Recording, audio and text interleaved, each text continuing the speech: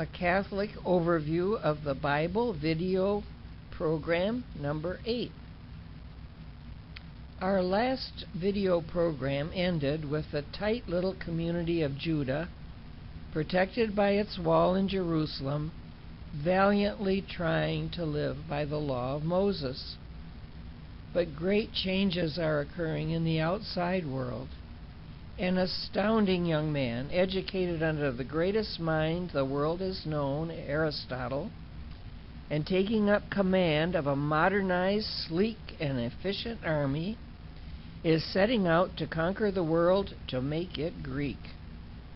His rugged army of Greeks and Macedonians will follow this young genius fellow to India and back in an immortal adventure that lasted only 10 years. Again, the Jews will be broken out of their shell against their will to set the stage for the coming of the Son of God. Here, Alexander the Great is commemorated on these 4th century BC Greek coins. An intense Alexander leads his troops into battle at Issus in the first defeat of Darius III, king of Persia, in 331 BC. This famous portrait was found in Pompeii and dates to 200 BC, but is known to be a copy of a lost painting by an artist who lived in Alexander's time, so it is therefore likely to be a good representation. This is just a small portion of a huge battle scene. The battle was going badly for Darius, who is shown in the center of the picture in his great chariot, while his nobles attempt to shield him from the vigorous attack of the Greeks. Alexander, on his wild-eyed horse Bucephalus, is hurling himself into the fray. His magnetism and supreme self-confidence had a great deal to do with the victorious 10 years when his armies were unstoppable and conquered the known world. Though he had been taught Greek philosophy from the master Aristotle and no longer believed in the Greek gods, still, Alexander harbored a secret thought that he was literally the son of Zeus, which was corroborated in Egypt when he went an extra 350-mile trip into the desert to the temple of Amun and was greeted as the son of Amun-Re by the high priest. This is a Greek-style sculpture of the head of Alexander. Starting out from Macedonia, on the far left upper corner, Alexander cuts the fabled knot at Gordium to fulfill the prophecy that whoever was able to open it would rule the world. Then, following the dotted line, he defeats Darius III at Issus in 332, travels down the coast of Israel, conquering the ports so the Persians cannot mount a sea offensive, and takes Egypt. Turns north to make another victory against Persia at Gaugamela and treks onward, which we will continue on the next slide. He goes on through what is now Iran and Afghanistan, traversing the Desert of Death, the Alps, and defeating nomads in Bactria, and then on to India. Here his troops would go no further, though he desired to see the Eastern Sea. He built ships on the Indus, and part of his troops headed west again, while the rest struggled through a wretched desert in which they nearly all died. He finally came to Babylon, where after one of his frequent drinking bouts, he died of a fever on June 13th, 323 BC. His burial place is unknown. An aerial photo shows the remains of Tyre. That was the island city of the Phoenicians, which was thought to be impregnable until Alexander besieged it, built a road across the sea, and moved his siege towers into place. The city of Alexandria, Egypt, built by Alexander, was to become the model Greek city of all time. He established many cities by this name and included all the buildings in their great architectural glory, making the Greek city the seat of a new humanism. The cities were laid out in blocks and included all the seats of Greek culture: the gymnasium, the baths, the theater, the tract, the auditorium, and the temples. And in Alexander's case, a university that was to bring together the most creative genius minds in science and the arts that the world had seen. To build these cities, a great group traveled with the army: surveyors, architects, engineers, and artisans with the needed tools. The ruins of Greek cities established by Alexander dot the 17 modern nations that comprise the territory he conquered. This one is near Amman, Jordan. A howling desert in Afghanistan is called the Desert of Death. Alexander and his troops, crossing here in 330 BC, found a tribe whose ideals and government so resembled the Greeks that Alexander gave them back their independence. Our American troops have become acquainted with this desert of Afghanistan. The ruins of ancient Kandahar date from Alexander's passage. This area of Afghanistan still knows him as Iskander. The armies were happy to find wheat to forage as they moved to the east. And here are further Greek ruins upon which later Muslims also built. Some years ago, Life magazine had an issue on Alexander, and these few pictures are taken from that magazine. In the winter of 329 BC, Alexander, with 5 strenuous years and 8,000 miles of hard marching behind him, faced the final obstacle barring his way to Bactria on Persia's eastern frontier, the awesome branch of the Himalayas called the Hindu Kush. Before choosing a crossing, he founded another city. Then he took the most difficult pass to confuse his enemies. It's the dark slash on the right of this photo. Then, for 15 days, his troops struggled through bitter cold and treacherous snow. At 11,650 feet, the threshold of the pass lies under a darkening sky. When they ran out of food, they ate their mules raw. But the amazing army survived with few losses in a mountain crossing that rivals Hannibal's famous crossing of the Alps. Hannibal was really inspired in his exploits by Alexander and hoped to be just like him and conquer young Rome. But Hannibal was not able to and fled to help later Greek kings fight Rome. These fierce Turkomans and their wild-eyed horses give a modern picture of what Alexander faced when he came down out of the mountains into Bactria. It took all his skill to subdue the nomad guerrilla bands that hit his army in lightning raids and then melted away. Alexander paid them the ultimate tribute by marrying a native girl, Roxanne, and incorporating a Bactrian unit in his cavalry. After the death of Alexander, the kingdom he conquered split up between greedy generals. The portion of which Judah was a part was in 2 generations ruled by Antiochus II, called the Great, who, with Jewish help, wrested Palestine from Egypt. Jerusalem then came under Greek rule. After all of these centuries, the beauty of the Greek architecture still amazes us. Here is the famous Greek remains on the Acropolis in Athens. Greek architecture still inspires us and is found in many places in the Near East.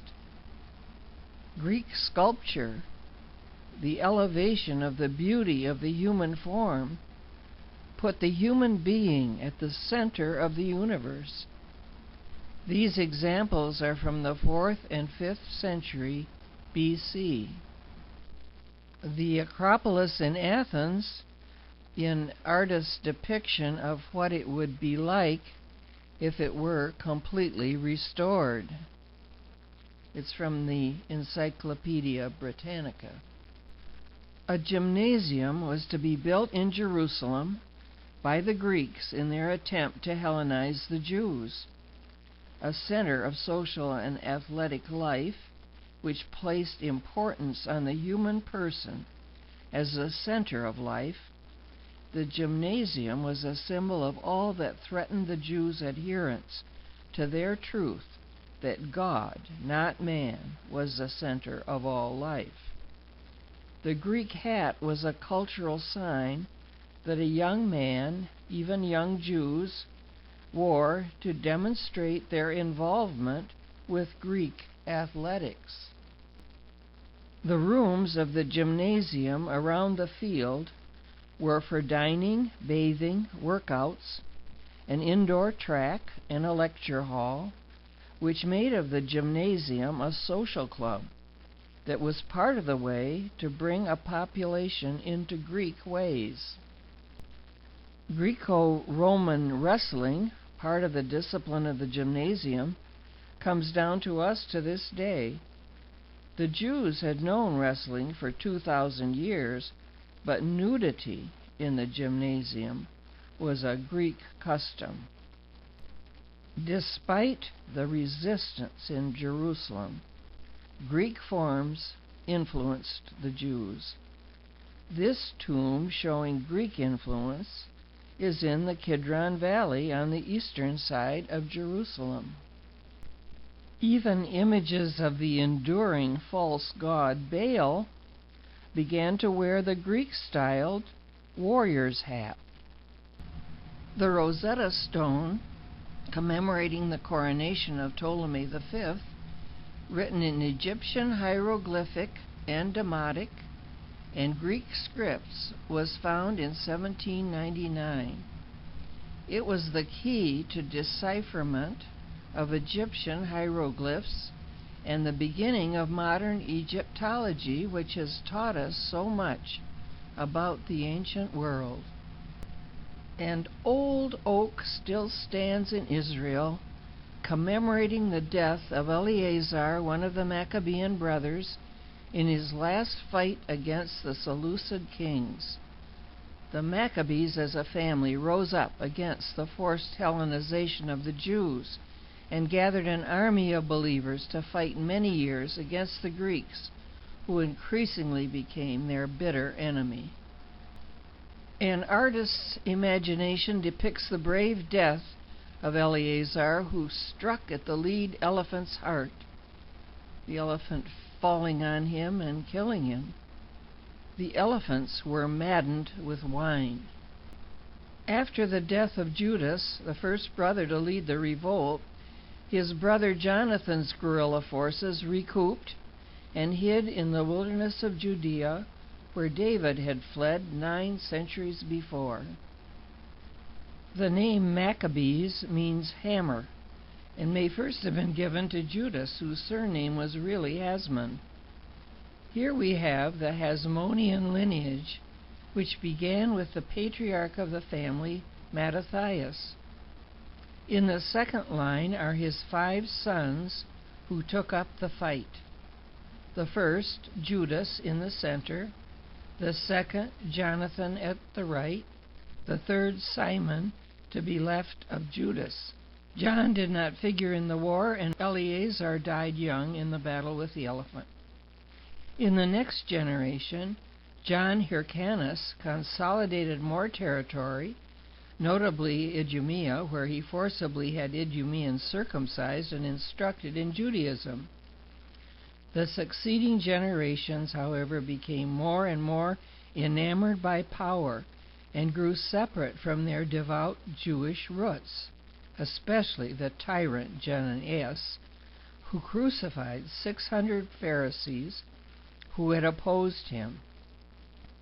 His granddaughter, Mariamne, in the bottom line, will marry Herod the Idumean, who rules over Judah at the time of Jesus' birth. The Greek power is waning. Atlas holds the vault of heaven, and the Roman Nike takes over the world. This remnant was found in Ashkelon. Augustus Caesar, the first emperor of Rome, was proclaimed a god, and here he is shown officiating as a bull is sacrificed to the gods. It is by his edict that Jesus and Mary will leave Nazareth and go to Bethlehem in time for the birth of Jesus. A network of 50,000 miles of highways linked 43 provinces of Rome by the 2nd century A.D. This Roman road is still traveled in Syria. The Romans' punishment for non-Romans was by crucifixion, and many thousands met their death in this way. The Romans were fond of baths for relaxation, health, and socializing. These, at Hamat Gader, just south of the Sea of Galilee, were fed by hot springs that rise from the great geographical fault that runs through Israel. These baths were here at the time of Jesus. The whole complex was elaborate and well planned, with all the amenities for making high-ranking Romans comfortable. The niches once held figures of the Roman gods. We can imagine this spot to have been a favorite place for R&R for Roman soldiers stationed in Palestine. The water is too hot to put your hand in, just as it comes up from underground, part of the geographical reality of the great rip fall that determines the form of Palestine. Palestine was the name the Romans gave to the country that had been called Canaan, Israel, and Judah, among other names, over the course of its Hebrew history. Now that we are well into the second millennium, there is much interest in apocalyptic eschatology, or the hidden knowledge of the last things. Part of that tradition speaks of a last battle to be fought between heavenly and earthly forces. That battle is to be here, where the ancient battlements of Megiddo look over the plain of Jezreel. That last battle is therefore referred to as the Battle of Armageddon. Judith is the feminine figure who stands for the Jewish nation and its struggle with the most hated of all the Greek kings, Antiochus IV Epiphanes. Here in a famous painting she returns to her people with her maid carrying the head of Holofernes, who is just a stand-in for the generals that fought for Antiochus. Thus it is that through the worst adversities, the remnant of the Jews remain faithful to God, who helps them overcome those who would destroy their faith. It is with this hope that the Zealots at the time of Jesus hoped to overcome Rome, just as the Maccabees had refused to submit to their Greek masters and finally freed themselves from their control. Into this fervor and hope, Jesus was born. It is not surprising that many thought he was the leader who would free the Jews in a way that he would not fulfill. The pictures in this program came from Google Images, Reader's Digest Great People of the Bible, Reader's Digest Atlas of the Bible, Breasted's The Conquest of Civilization, the Illustrated Bible Dictionary, the Encyclopedia Britannica, the New Atlas of the Bible, National Geographic Magazine, Robert Cross, Biblical Archaeology Review, and Life Magazine.